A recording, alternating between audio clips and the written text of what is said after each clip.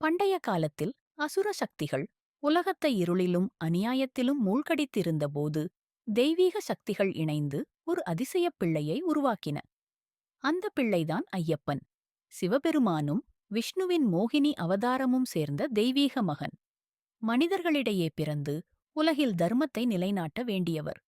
பாண்டளத்து மன்னன் ராஜசேகரனுக்கு குழந்தை இல்லை. ஒருநாள் காட்டில் வேட்டைக்கு சென்றபோது ஒரு பொன்னணியுடன் ஒளிவீசும் குழந்தையை நதிக்கரையில் கண்டார். அதை தெய்வ அருளாகக் கருதி வீட்டிற்கு அழைத்து வந்து மணிகண்டன் என பெயரிட்டார். மன்னனின் அரண்மனையில் வளர்ந்த மணிகண்டன் புத்திசாலி, கருணையுள்ளவன், வீரமானவன்.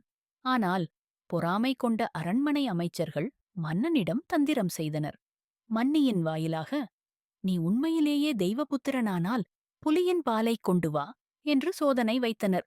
ஐயப்பன் சிரித்தபடி தாயை வணங்கி காட்டுக்குள் புறப்பட்டார். அங்கு வனத்தில் அவர் தியானத்தில் அமர தெய்வங்கள் அவனை ஆசீர்வதித்தன.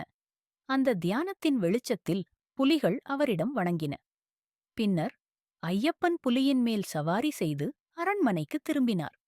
மன்னன் மயங்கி வணங்கி அவர் தெய்வம் என்பதை உணர்ந்தார். அதன்பின் ஐயப்பன் சொன்னார், "என் பணியானது நிறைவேறியது. இனி நான் மலையில் தியானத்தில் அமர்வேன்." அந்த இடம் இன்று சபரிமலை. அங்கு ஒவ்வொரு ஆண்டும் கோடிக்கணக்கான பக்தர்கள் "சுவாமியே சரணம் ஐயப்பா" என்று உச்சரித்து வனப்பாதை கடந்து சென்று தரிசனம் செய்கிறார்கள்.